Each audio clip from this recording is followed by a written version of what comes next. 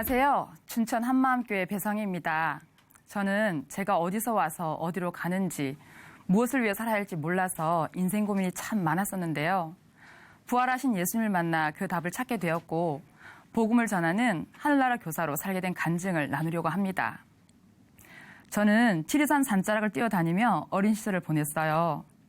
사방이 산으로 둘러싸여 있어서 하늘은 좁아 보일 만큼 동그랬어요. 나무 타기를 좋아했는데 감나무, 소나무, 벚나무, 뽕나무, 느티나무. 나무라는 나무는 다 올라갔어요. 나무에 올라가서 큰 소리로 노래를 부르기도 하고 홍시도 따먹고 그네도 타고 심지어는 밥도 뒤뜰에 있는 감나무 위에 올라앉아서 먹기도 했어요. 지금도 나무를 보면 올라가고 싶은 충동을 느끼곤 합니다. 또 별을 무척이나 좋아했는데요. 맑은 날 하늘 이 끝에서 저 끝까지 드리워진 은하수를 보는 것은 정말 행복한 일이었어요. 초등학교 때 별자리의 운동을 조사해 오라는 숙제가 있었는데 저는 너무 신이 났어요. 몇 날 밤을 잠도 안 자면서 별자리를 찾고 위치를 조사했어요. 은하수와 각종 별자리들이 초저녁과 자정, 새벽의 위치가 다르고 계절마다 위치가 다르다는 것을 눈으로 확인할 수가 있었어요. 경이로웠습니다. 저 넓고 넓은 우주에 셀 수도 없이 많은 별들이 부딪히지도 않고 각각의 길을 가고 있다는 것이 너무 신기했어요. 그때 생각했어요. 어떻게 저 많은 별들이 부딪히지 않고 각자의 길을 갈 수가 있을까? 저건 만유인력의 법칙만으로는 설명이 안 된다. 저 많은 별들을 주관하는 주관자가 있지 않고는 절대 불가능하다.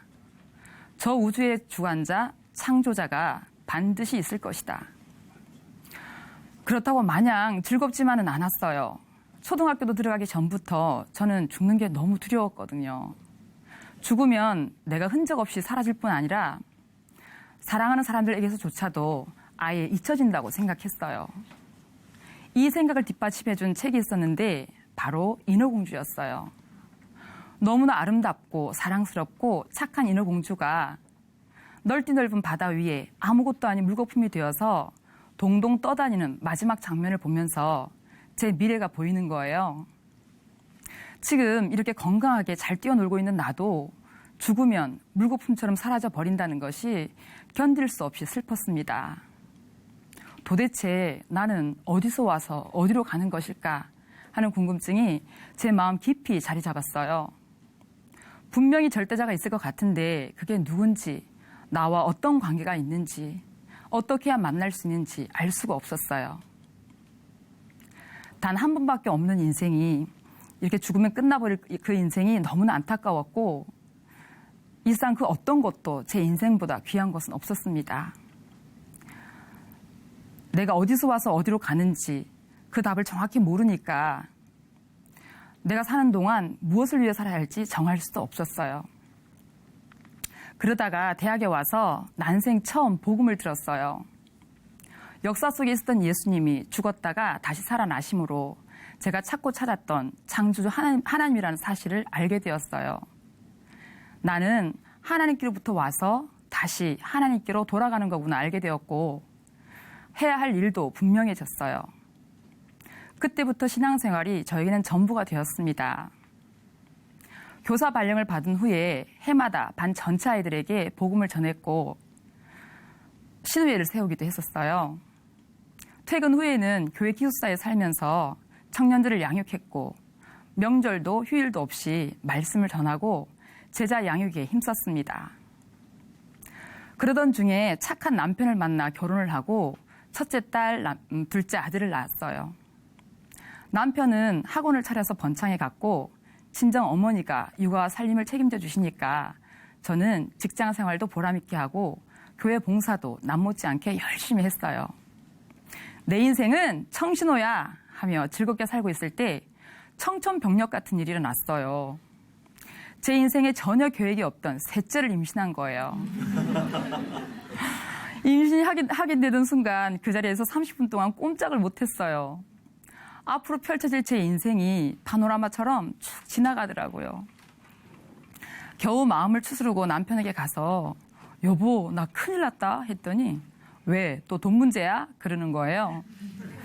제가 돈 때문에 남편을 밤새 울게 만든 일이 있었거든요. 아니, 그것보다 더 큰 일이야 했더니 뭔데? 하지요. 나 셋째 가졌어. 겨우 말했더니 남편 얼굴이 순식간에 흑빛으로 변하더라고요. 셋째가 태어났는데 친정 어머니는 위암 판정을 받으셔서 집으로 가셨고 저는 휴직을 하고 아이들을 키우면서 안 하던 살림을 해야 했어요. 열심히 던 교회 일도 다 그만두었어요. 남편은 입시학원을 하니까 매일 새벽 1시가 다 되어서야 집에 오고 하루 종일 아이 셋과 혼자 씨름했어요. 연년생에 딸린 세 아이를 키우는 것은 정말 계산이 나오지 않는 일이었습니다. 몸이 힘들기도 했지만 더 힘든 것은 제 인생이 덧없이 흘러가고 있다는 생각이었어요. 이 생각만 하면 남편에 대한 원망과 짜증이 더해갔고 걷잡을 수 없는 분노로 이어지기도 했어요. 아이들에게 소리를 고래고래 지르기도 하고 짜먹는 요구르트를 집어 던져서 터뜨리기도 했어요. 엄청 후회되더라고요. 닦는 게 더 힘들었거든요. 남편은 이런 저를 사자라고 불렀어요. 모처럼 남편이 같이 있을 때 짜증을 내면 어흥 흉내를 내면서 사슴 같은 남편과 토끼 같은 자식들은 너무 무서워 했어요. 쇠창살 우리에 갇힌 사자. 저는 몇 년 동안 우리에 갇힌 사자처럼 울부짖었습니다. 남편도 주변 사람들도 이해를 못했어요. 다들 애기 키우는데 왜 혼자만 힘들어하냐는 거예요. 하지만 저는 날이 갈수록 숨통이 막혀 죽을 것만 같았습니다. 몸이 안 좋아서 한의원에 갔더니 화병이라고 하더라고요. 그럴 쯤 교회에서는 충격적인 말씀이 선포되었어요. 주대심이 안 되면 구원이 없습니다. 교회 전체가 썰렁해졌어요. 하나님께서 회개하기를 바라시는 근원적인 죄는 예수님을 주인으로 믿지 않고 자기가 주인 된 것이란 말씀을 듣는데 하나님께서 너는 죄가 뭔지 아니? 하고 직접 물으시는 것 같았습니다. 이 질문 앞에서 도망갈 수도 없게 그동안 원망으로 가득 차 있던 제 마음이 그대로 드러나 버렸습니다. 예수님이 하나님과 동등하신 분이지만 하늘나라의 모든 영광을 버리고 종의 형체를 입고 이 땅에 오셨다는 말씀 앞에서 제 마음이 멈추었습니다. 이분은 오시지 않아도 되는 부족함이 없는 영광스러운 분이었는데 저의 죄 때문에 오셨고 죽으셨고 저를 위해 부활하신 분이었어요. 이분은 우리의 모든 문제를 해결하신 우리의 주인이신데 저는 제 인생이 제 계획대로 되지 않는다고 심장이 터질 만큼 답답해하고 있었어요. 하나님께서는 너무나 귀엽고 예쁜 셋째를 선물로 주셨는데 단지 제 계획에 없었던 일이란 이유로 감사하기는커녕 원망했어요. 그 중심은 예수님이 천국을 버리고 이 땅에 오셔서 생명까지 주셨는데도 천국을 통째로 다 주셨는데도 내가 원하던 것이 아니라고 내 계획과 다르다고 거부하며 원망하는 너무너무 악한 마음이었습니다. 예수님 당시에 그분을 알아보지 못하고 십자가에 못 박아 죽인 유대인들이나 저나 다를 것이 하나도 없었습니다. 자신들이 기대했던 메시아의 모습이 아니었기 때문에 그들은 하나님이신 예수님을 처참하게 못 박아 죽였던 거였습니다. 만일 내가 그 당시에 있었다면 나도 여지없이 예수님을 죽이는 일에 동참하고도 남았겠구나. 내가 주인된 죄가 예수님을 죽였구나. 생명의 주를 내가 죽였구나. 내가 하나님을 죽인 거구나. 내가 죽어야 할 그 자리에 나 대신 죽으시고 부활하신 예수님. 이분이 오셔서 모든 것을 다 이루시고 우리의 주인이심을 정확히 보여주셨는데도 이분을 믿지 않고 여전히 내가 주인 된 것은 하나님의 모든 것을 짓밟는 말로 할 수 없이 크고 무서운 죄였습니다. 창세 전부터 우리를 향하신 하나님의 그 크신 사랑도, 천국을 버리고 이 땅에 오셔서 생명을 주신 예수님의 마음도, 아들을 보내주신 아버지 하나님의 마음도, 하나님께서 그토록 확실히 보여주신 부활의 표적까지도 다 짓밟아버리는 것이었습니다. 어찌하면 좋은지 이런 중심으로 그동안 하나님 앞에서 찬양을 하고 예배를 드리고 봉사를 했었다니.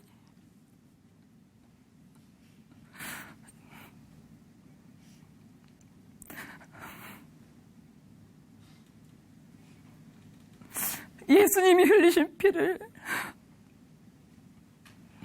온몸에 바르고 그 독생자를 내어주신 하나님 앞에서 무슨 짓을 하고 있었던 것인지, 이 악함을 어디에 비할지, 마귀보다 더 악한 자가 바로 저였습니다. 미칠 것 같았습니다. 하나님 아버지, 어찌합니까? 예수님 믿지 않은 이 무서운 죄를 어찌합니까? 다시는 이 죄를 짓지 않겠습니다. 저를 위해 죽으시고 부활하신 예수님만이 저를 다스리시는 왕이시고 저의 주인이십니다. 아멘. 주인이신 예수님을 믿지 않고 제가 스스로 주인 되어서 우리 집을 온통 원망과 분노로 채웠던 거였어요. 원망했던 남편에게도, 짜증냈던 아이들에게도 너무나 미안했습니다. 지옥 맨 밑바닥에 쳐넣어도 할 말이 없을 저에게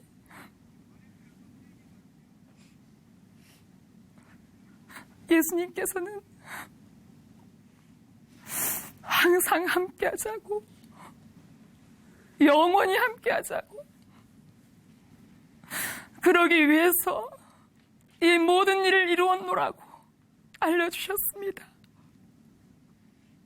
헤아릴 수 없는 하나님의 사랑 앞에서 눈물만 흘렸습니다. 하나님의 마음에는 오직 사랑뿐이셨습니다. 사랑하기 때문에 우리를 지으셨고, 사랑하기 때문에 예수께서 십자가에 못 박혀 죽으셨고, 사랑하기 때문에 부활하셨고, 사랑하기 때문에 우리를 하늘 보좌 우편에 함께 앉히셨고, 사랑하기 때문에 우리와 영원히 함께 하시는 것이었습니다. 네. 그제서야 가장 가치 있는 인생이 무엇인지 제대로 알게 되었습니다. 최고로 가치 있는 인생은 무엇을 하든지, 자든지, 깨든지 주님과 사랑으로 동행하는 인생이었습니다. 제 인생 고민이 비로소 완전히 끝났습니다. 어느 날 새벽기도 시간에 두 아들이 제 무릎을 양쪽으로 베고 자는데 하나님께서 그런 마음을 주셨어요. 이 아이들이 너의 날개다. 항상 아이들은 저에게 무거운 짐이라고만 생각했었는데요. 그러고 보니 어느새 저의 동력자로 자라 있더라고요. 첫째는 야무진 맞이로 자라고, 둘째는 꿈이었던 축구를 포기하면서까지 초등학생 작은 교회를 세웠고, 막내는 하얀이가 쏟아질 만큼 웃으면서 예수님 한번 믿어보세요. 너무 좋아요. 외치며 전도를 잘하고요. 세 아이를 키우면서 만나는 사람들마다 복음을 전하고 있던 저에게 어느 날 주님께서 물으셨습니다. 너 나 사랑하니? 네가 아이들에게 직접 복음을 전하는 것보다 복음을 전할 교사들을 키우는 것이 더 낫지 않니? 하셨습니다.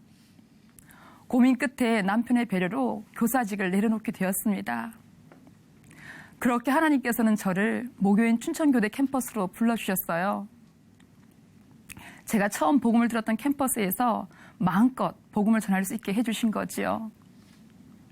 미래의 꿈나무들을 가르칠 예비교사들에게 부활하신 예수님을 전하는 것은 제 생명보다 귀한 일입니다. 교사 한 명이 평생 만나는 아이들은 수천 명인데 그 아이들이 다 복음을 듣고 자란다면 생각만 해도 가슴이 벅차오릅니다. 제가 만난 교대 학생들 중에는 안티기독교도 있었고 주변을 정신없게 할 만큼 산만했던 학생, 가난한 목회자 자녀, 심장이 뛰는 일을 찾아 여기저기 다니던 학생, 하나님이 살아계신 것을 몰라서 답답해하던 학생, 자기 보호를 위해서 모든 사람들에게 마음문을 닫고 살던 학생, 자살 충동에 시달리던 학생, 많은 학생들이 있었는데요. 지금은 복음으로 변화되어서 뜨겁게 예수님을 전하고 학교 공부도 충실히 잘하는 최고의 예비교사들이 됐어요. 벌써 발령을 받아서 아이들 사랑으로 가르치는 멋진 교사들이 되기도 했습니다. 캠퍼스에서 함께 예배를 드리며 양육을 받고 교단으로 나간 후배들의 소식을 전해드릴 때는 정말 기쁩니다. 오늘 크리스마스 계기교육으로 예수님을 전합니다. 기도해 주세요. 학교에 기독교 동아리가 세워질 수 있게 기도해 주세요. 오늘 신우의 모임에서 말씀을 전합니다. 담대함 주시길 기도해 주세요. 이런 소식뿐만 아니라 학급 운영에 대한 지혜를 나누기도 하고요. 교단은 떠나왔지만 현장에서 들려오는 소식들은 저를 항상 학교에 있는 것처럼 느끼게 합니다. 그리고 교회에서 유년부 부장으로 아이들에게 직접 복음을 전하고 양육하는 일도 하고 있어요. 아이들이 말씀을 듣고 나누는 간증을 들으면서 눈물 짓기도 하고요. 처음으로 아이들끼리 작은 교회 예배를 드리던 날은 제가 흥분이 되어서 잠이 오지 않더라고요. 영하 20도를 오르내리는 한겨울 내내 아이들과 함께 새벽 기도를 하기도 했고요. 특히 아이들이 자기 학교에서 직접 작은 교회를 세워 예배를 인도하고 전도한 친구들이 교회 학교까지 오는 것을 보며 하나님께 눈물로 감사를 드렸습니다. 어느 교회에서 주일학교 교사들을 대상으로 집회를 한 적이 있었는데요. 우리 교회 학교에서 하고 있는 활동들과 아이들의 변화에 대해 나눴어요. 교사들이 큰 도전을 받았고 회개의 역사가 일어난 것을 보았습니다. 그 교회 사모님께서 놀라워하셨고 주일학교 교사들의 부흥을 위해서 고민도 많이 하고 기도했는데 모든 고민이 한 번에 해결되었다며 너무나 기뻐하시더라고요. 지금 저는 복음을 전하는 하늘나라 교사로서 주님과 동행하는 최고의 인생을 살고 있습니다. 네. 교단은 떠나왔지만 하루도 잊지 않는 곳이 우리나라 학교입니다. 아이들은 우리의 미래잖아요. 우리 아이들이 올바르게 믿음으로 자란다면 우리의 미래는 황금빛이라고 확신하기 때문에 주님께서 제게 허락하신 모든 것을 예비교사 양육에 쏟아붓고 있습니다. 어디서 와서 어디로 갈지, 무엇을 위해 살아야 할지 몰라 방황하던 저를 부르시고 교회 공동체와 함께하게 하시고 제가 돌아갈 곳, 영원한 하늘나라를 사모하며 복음을 전하게 하신 하나님께 모든 영광을 올려드립니다. 주님, 아주 많이 사랑합니다. 감사합니다.